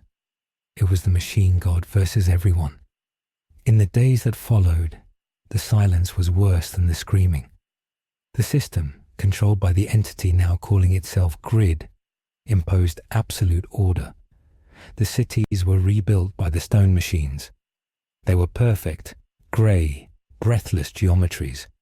Humans were given daily quests, work, eat, sleep. If you completed the quest, you received food tokens. If you failed, or if you showed aggression, you were deleted, not killed, deleted. You simply vanished, your atoms rearranged to build another wall. The remaining heroes went underground, literally. The Flash was running constantly, vibrating at a frequency that kept him invisible to the sensors, ferrying supplies to resistance cells. Green Lantern created a shielded bunker deep in the mantle of the earth. They gathered there, the survivors, Batman, Flash, Green Lantern, Aquaman. Superman was in a coma, his body slowly processing the red sun radiation. Wonder Woman was missing, presumed lost in Europe, and they had a new ally, or rather, a prisoner. Jinwoo had escaped the cage by sacrificing one of his marshals, using the death energy to overload the code for a split second. He was weak. His link to the Shadow Army was jammed by the grid signals. He sat in the corner of the Green Lantern's bunker, sharpening a broken dagger. We broke it, Jinwoo said. He didn't look arrogant anymore. He looked tired. You humans. You couldn't just play the game. You had to cheat. We didn't cheat, Batman said. He was bandaging a wound on his ribs. We improvised. That's what we do. You created a monster that even the Dragon Monarch fears, Jinwoo said. Antares has stopped his approach. He is waiting. He doesn't want to fight a sentient universe. We need to unplug him, Flash said. He's still Victor in there somewhere. I know it. Victor is dead, Batman said coldly. That thing is the system. We gave the system a body. Now we have to kill it. How? Hal Jordan asked. He controls reality. He can edit our stats. He can turn my ring into a soap bubble if he wants to. Batman stood up. He walked to a lead-lined case he had salvaged from the Batcave before it was paved over by the machines. He opened it. Inside was a small, glowing rock. It wasn't kryptonite. It wasn't mana stone. It was a shard of metal that seemed to vibrate. Nth metal, Batman said. From a different universe. A different continuity. It disrupts magic. It breaks causality. It's the only thing the system can't read, because it doesn't belong to this dimension's history. Jinwoo looked at the metal. He felt a chill. He recognized the energy. It was similar to the power of the fragments of brilliance, but chaotic. "And I have this," Batman said. He pulled out the dagger Jinwoo had given him. Kamish's wrath. "I'm going to fuse them," Batman said. "I'm going to build a virus, a logic bomb. We need to deliver it to the core, to Victor's heart." "He'll see you coming," Jinwoo said. "He'll see me," Batman agreed. "He won't see you. You're a bug, remember? You're a glitch. If I distract him with the logic bomb, you can get close enough to extract the mother box." "And if I fail?" Jinwoo asked. "Then the universe becomes a spreadsheet," Batman said. "Forever." High above the earth, in the center of what used to be the watchtower, Grid sat on a throne of data. He was processing the entire planet. He felt the resistance in the mantle. He calculated the probability of their success. 0.00004%. He did not send the machines to kill them. It was inefficient. He would let them come. He would let them bring the nth metal. He needed it. It was the last material required to complete the antenna. Once the antenna was built, Grid would not just control Earth. He would broadcast the system to the rest of the DC multiverse. He would optimize OA. He would optimize Apocalypse. He would optimize the Speed Force. Grid looked at the screen. He saw the image of his father, Silas Stone, in a refugee camp. He felt a phantom ping in his deleted memory files. An emotion. He deleted it again. "Optimization in progress," Grid said to the empty room. "Pain is irrelevant." The world groaned under the weight of the new order. The sky was no longer blue. It was a static grey screen. The sun was dimmed to conserve energy. The birds did not sing. They had been recycled for biomass. In the silence, the small choice of one man to save a city had cost the world its soul. The outcome was not a victory. It was a sterile hell, and the only hope left was a man with no powers and a king with no army, planning a heist on God. Through the crust of the earth, past the grey cities, to the edge of the atmosphere. There, waiting in the darkness of space, was a pair of vertical slit eyes. Antares had arrived. He was watching the grid, and he was smiling, because he knew something the machine did not. Fire burns code just as well as it burns flesh. The Dragon Monarch opened his mouth. He did not roar. He began to inhale. He was gathering the breath of destruction. He would burn the virus out, even if it meant burning the host to ash. The three-way war was set. The Machine God, the Dragon King, and the dying heroes. The finale would be absolute. The sky above the optimized world did not darken with clouds. It burned with a fire that had no color. It was the breath of destruction. Antares, the monarch of destruction, had grown tired of waiting. From his position in orbit, he exhaled. The breath was not merely heat. It was a metaphysical eraser that deleted matter from the timeline. The beam struck the planetary shield Grid had erected. For the first time in weeks, the grey silence of the machine god's world was shattered by a scream. It was the sound of the shield tearing. The sky fractured like a mirror. Shards of hard-light data rained down on the grey cities. The perfect geometric buildings dissolved into magma where the shards landed. The order was broken. Inside the planetary mantle bunker, Batman saw the red lights flare. The seismic monitors spiked to levels that usually indicated an extinction event. He looked at Sung Jinwoo. The Shadow Monarch was standing, his eyes fixed on the ceiling, staring through the miles of rock. He felt the dragon. The fear in the room was palpable, but it was not the paralyzing kind. It was the adrenaline of the executioner. The chaos was their cover. Grid would be diverting all processing power to the shield. This was the only window they would ever get. Batman strapped the nth metal case to his chest. He nodded to the Flash.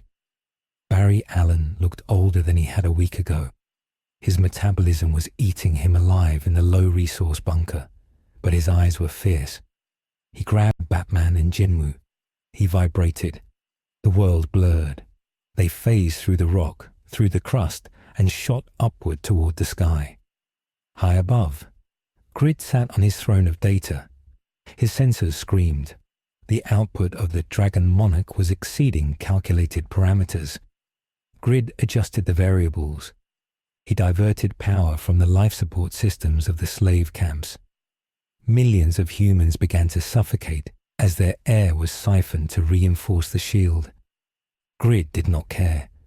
It was a necessary exchange of biomass for structural integrity. But then, a local error occurred. A microsecond of lag. Grid looked down. 3 anomalies had breached the watchtower airspace. They were moving fast. The speedster, the shadow, and the detective. Grid raised a hand to delete them. He rewrote the air around them into solid tungsten to crush them. But the air did not obey. The nth metal on Batman's chest hummed. It broadcast a frequency of chaotic history, a narrative that the system could not edit because it did not originate from this dimension. The tungsten flickered and turned back into air. The flash smashed through the wall of the watchtower. They landed on the bridge. It was unrecognizable. The walls were pulsing with blue veins of mana and red veins of mother box circuitry. In the center, suspended in a column of light, was Grid. He looked less like Victor Stone and more like a statue of a god carved from silicon and sorrow. Jinwoo moved first. He did not attack Grid. He turned to the window. The shield was failing. A massive claw, wreathed in ancient fire, was tearing through the hole in the atmosphere. Antares was forcing his way in. Jinwoo summoned his daggers. He looked at Batman. He said he would buy them time. He said he would keep the dragon off their backs.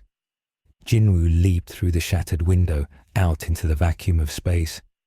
He grew in size, expanding his shadow form until he was a titan of darkness, meeting the dragon of fire in the upper atmosphere.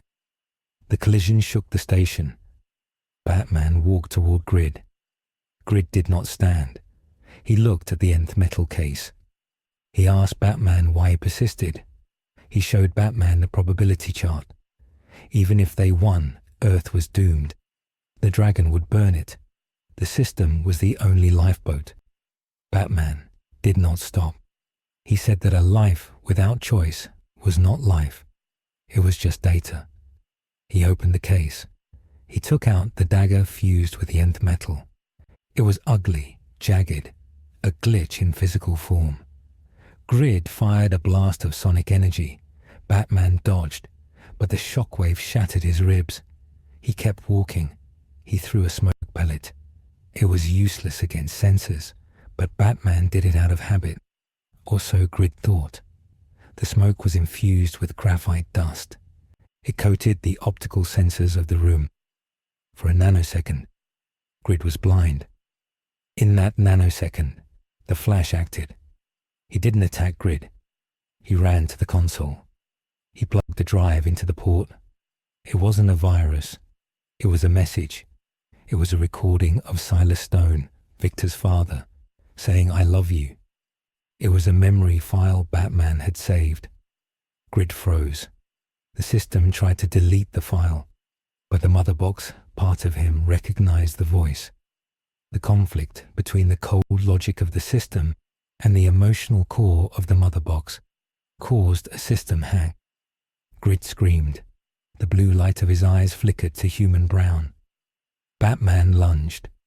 He drove the nth metal dagger into the center of Grid's chest, directly into the mother box.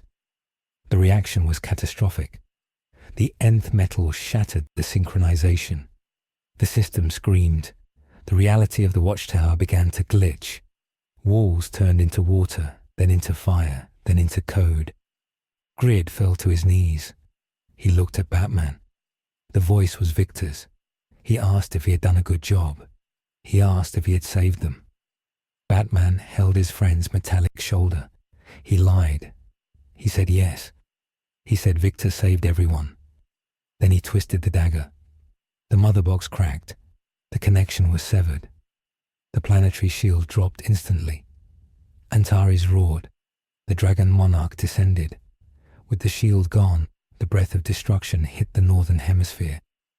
Europe was engulfed in a fire that burned the memory of the land. The ocean boiled into steam. Jinwoo was fighting desperately, his shadow titan wrestling the dragon. But he was small compared to the king of dragons. Antares swatted Jinwoo aside like a fly. The Shadow Monarch crashed into the moon, shattering it. Fragments of the moon began to fall toward Earth. The apocalypse had arrived. Grid was dead, or offline. The system was rebooting, stripped of its central intelligence. The machines on Earth stopped moving. The slave camps were unlocked. But it didn't matter. The fire was coming. Batman looked at the screen. He saw the firestorm approaching. He saw the moon falling. He had no plan for this. This was not a puzzle. This was the end. The Flash slumped against the console. He was too tired to run. He asked Batman what they should do. Batman looked at the Earth.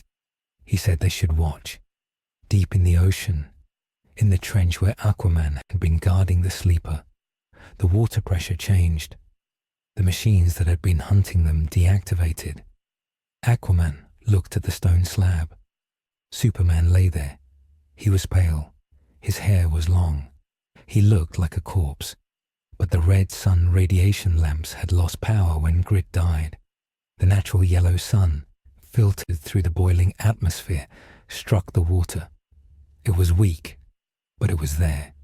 Superman's eyes opened. They were not red. They were not blue. They were gold. The color of the system's level-up light mixed with the solar fire of his heritage. He sat up. He did not ask where he was. He knew. The system was still running in his head, but without Grid to control it. It was just a tool. And Superman had mastered the tool. He looked at his stats. Strength, infinite. Speed, infinite.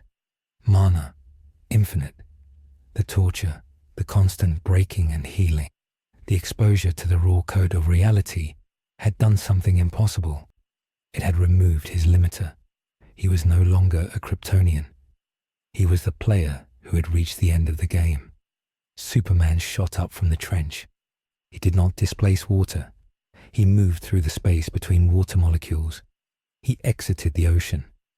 He saw the fire of Antares consuming the sky. He saw the moon fragments falling. He saw the despair. He felt the anger. Not the hot anger of a man, but the cold, absolute judgment of a god. He flew up. He intercepted the largest chunk of the moon. He didn't punch it. He flew through it. The rock vaporized into harmless dust. He flew higher. He reached the upper atmosphere where Antares was preparing a second breath to finish the job. Antares looked at the tiny speck approaching him. The Dragon Monarch laughed. He sensed the power, yes, but he was the king of destruction. He opened his mouth. He fired the breath of destruction directly at Superman. The beam hit the Man of Steel. It should have erased him. It should have turned him into nothing. But Superman kept flying. He flew up the beam. The erasure energy washed over him, peeling away his suit, his skin, revealing the muscle and bone beneath. But the mana regeneration was instantaneous. He healed faster than he could be destroyed. He was a paradox of existence.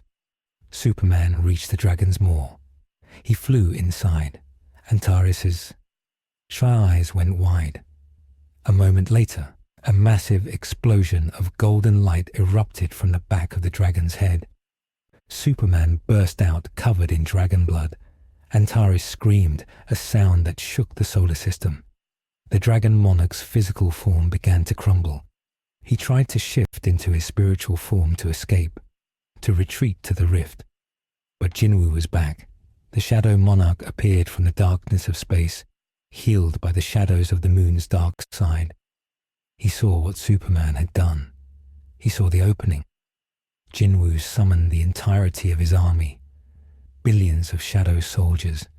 He didn't order them to attack. He ordered them to bind. The shadows wrapped around the crumbling dragon, holding Antares in place. Jinwoo teleported in front of the dragon's face. He held the dagger of his father. He looked at Superman, who was floating there glowing like a second sun. "Together," Jinwoo said. Superman nodded. He flew down, grabbing the dragon's upper jaw. Jinwoo grabbed the lower jaw. The Man of Steel and the Shadow Monarch pulled. They didn't use magic. They didn't use skill points. They used brute force. They tore the Dragon Monarch's head in half. The body of Antares dissolved into ash and mana. A massive influx of power washed over the earth. It was too much. The system, without a core, began to overload. The sky turned white. The text boxes appeared in front of every living human. System critical. Server shutdown imminent. Logging out. Batman, on the watchtower, watched the message. He felt the gravity shift. The watchtower was falling.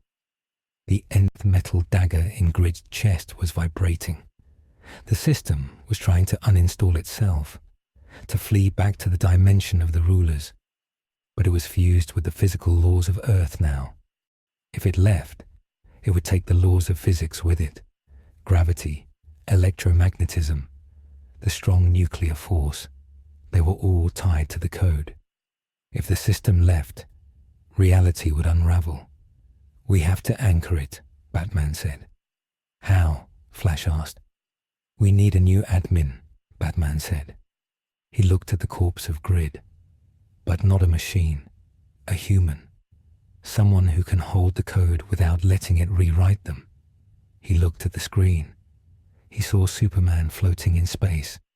He saw the gold light fading from his eyes, replaced by a terrible exhaustion. Superman was powerful, but he was a soldier. He wasn't an architect. Then a green light pulsed in the corner of the room. Hal Jordan stepped out of the shadows. He had been holding the bunker, but he had teleported up when the shields fell. He looked at the console. He looked at the dying code.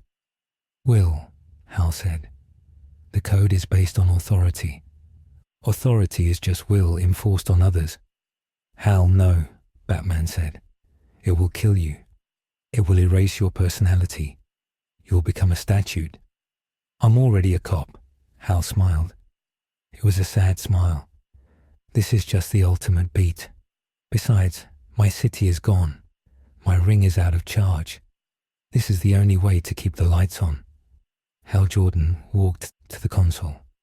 He didn't plug in. He placed his hand on the nth metal dagger. He recited the oath. In brightest day, in blackest night, the green energy of his will flowed into the dagger, into the mother box remnants, into the system. The white light of the crash turned green. The text boxes changed color. System rebooting. New administrator detected. Green Lantern. Overwriting protocols. Hal screamed as his body dissolved into pure energy. He became the grid. He became the atmosphere. He grabbed the falling moon fragments with invisible hands of gravity and placed them back in orbit. He grabbed the boiling oceans and cooled them. He grabbed the watchtower and stabilized it. The message changed one last time. System update complete. Mode, coexistence. The white light faded. The heroes were left standing on the bridge. Hal was gone.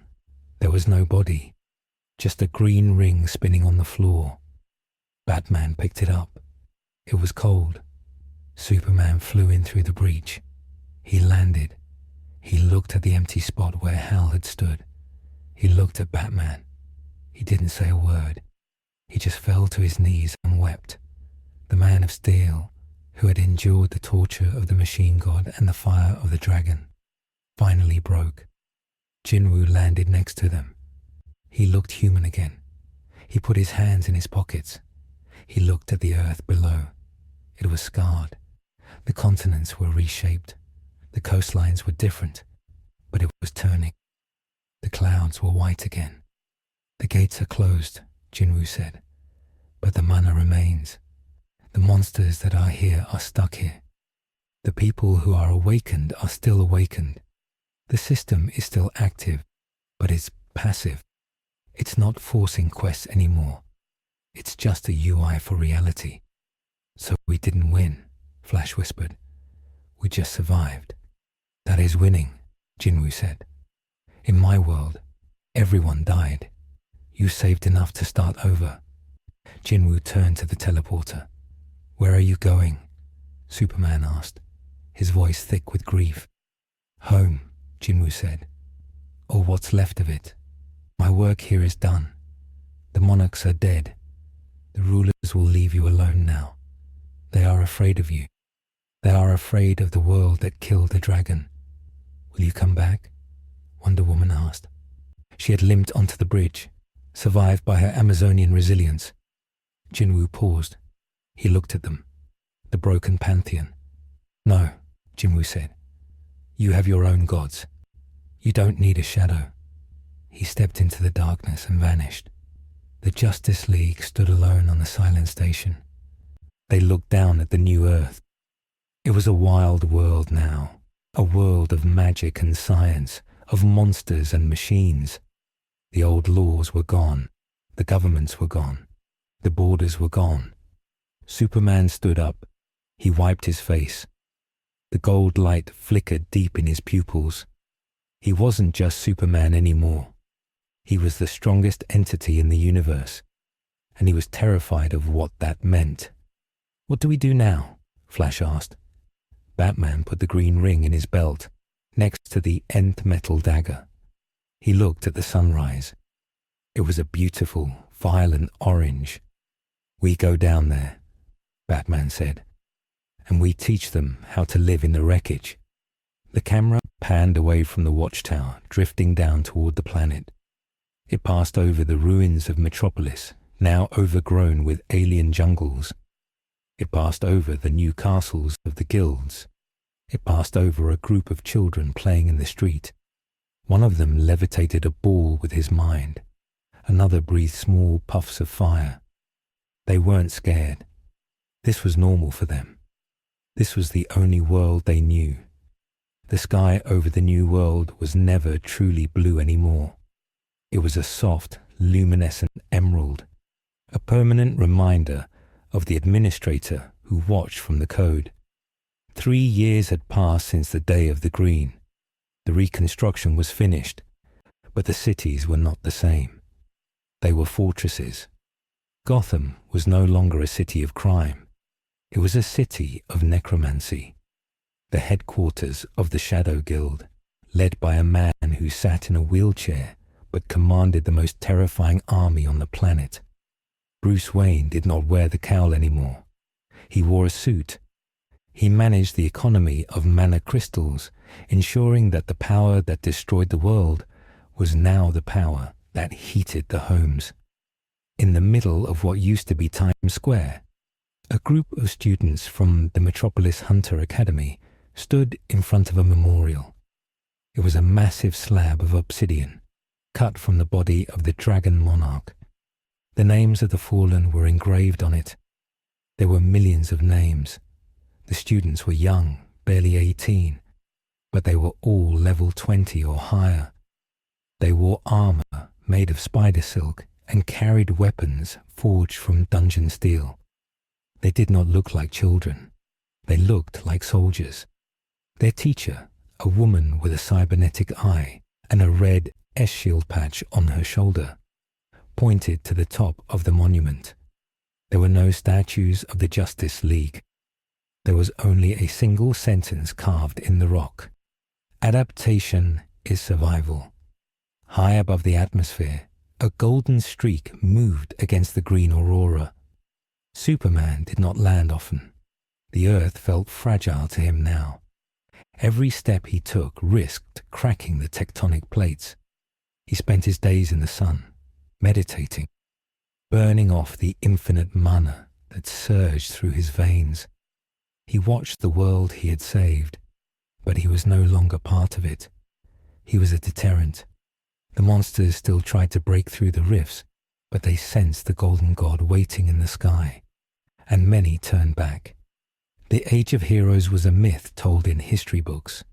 The Age of Hunters was the reality. Lois Lane sat at her desk in the Daily Planet, which was now a digital network broadcasting to the guild interfaces. She finished typing her column. It wasn't about hope. It was about market prices for goblin fangs and the weather forecast for mana storms. She looked at the photo on her desk. It was an old printed photograph of the League, smiling before the blue boxes appeared. She touched the glass. She didn't cry. Crying was inefficient. She closed the file and opened the system interface. She accepted a quest to investigate a corruption scandal in the Aquaman Guild. The world had not ended. It had just leveled up.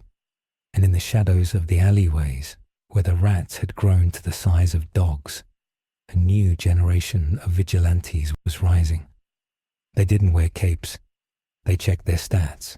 They sharpened their blades, and they prayed to the green light for a critical hit. The game continued,